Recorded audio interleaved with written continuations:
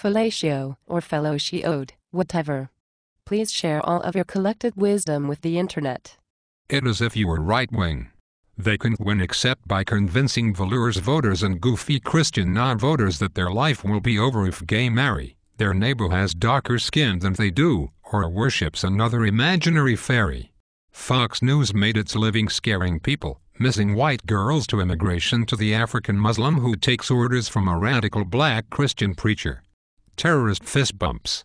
Seriously, we need some more missing white girls. The rest of the Fox demo around here is far less annoying when they have some dumb white chick to obsess about. What does it say about white dudes that their chicks all go missing all the time anyway? It says two things. The chicks wander off so much because the conservative dudes aren't getting it done. Period. Bottom line. The other thing it says. White dudes, act like you've been there before. Seriously, how much do you have to act like getting some is such a big deal to you, that the white chicks all think their pussy is some sort of a conquering force? Go off with 3 guys she has never met and will never see again on some island in another country.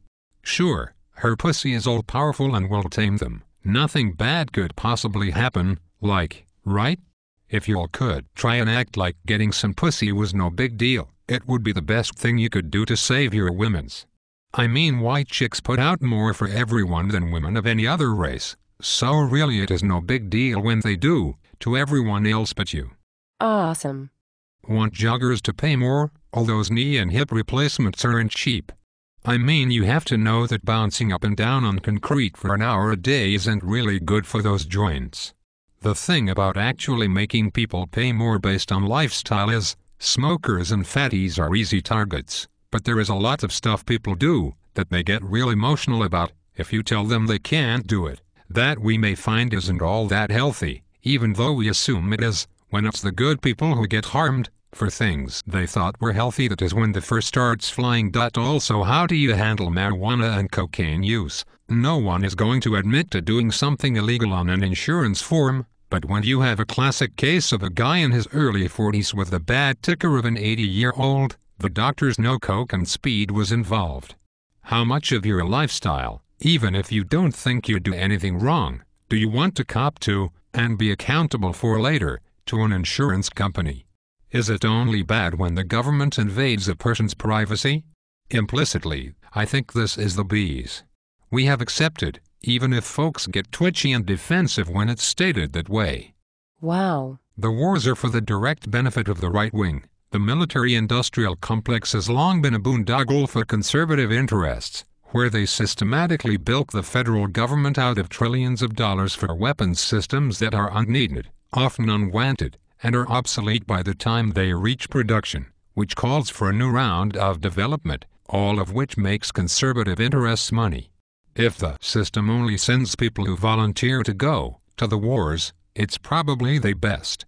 I personally don't think anyone who doesn't get the military-industrial welfare benefits, and isn't from a part of the country that has greatly benefited from its largesse, should have to go. The military is overwhelmingly conservative, in a way I think that is proper, since the military has been propping up the conservative movement for decades. On an individual basis, if you think that war in general, and the wars we fight, are a good idea, go. But if you don't see the benefit, if you don't see a reason why the declared enemy is an enemy at all, I don't think you should be conscripted. Unfortunately, while this is the best sense I can make of how we should maintain our military, knowing the battle for a reasonable discussion of how much or how little we should spend and use our military is off the table, the people who benefit directly the most, the Cheneys, the Rummies, et al., won't send their kids to serve. But there are always grifters in life, so the children of the people who make the most money on selling war to the American people get a free ride. But it's the best we can do, all things considered. Okay. Please learn something about the topic if you wish to discuss it. The system you advocate is like the one they have in Somalia, Haiti, the poorest countries on the globe. The one I advocate is the one used by all the Western democracies except this one. You were kind of nuts. Sadly, no. What you were saying to me, because I have what I have, you weren't able to believe the depths of your own fucktardedness. You crossed every conceivable line, and now all you have is a game of charades. I took reasonable precaution. That, as it turns out, had nothing to do with you. The part that concerns you is that you are a fucktard, and always have been.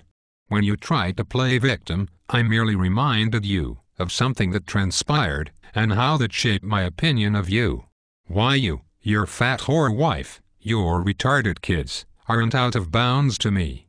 You call prison rules, then you cry no fair. Own what you said. I own everything I said. If you don't believe me, please sue me. Okay. Well, they would go a long way towards sprucing up the decor of your double wide. And some of them have jokes on them, which can only help you expand your repertoire. You're a kind of dick. You are trying to sell the world that the trailer park capital of America is paradise on earth, but yet even in your fantasies, the only place you can imagine going is the Bahamas. You can think of any place better?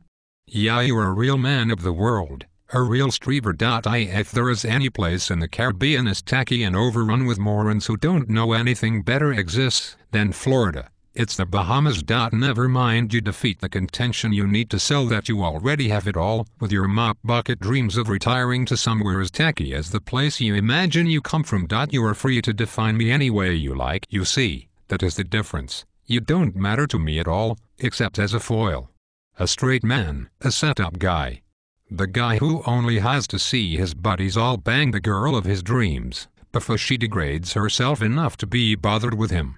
I hate you.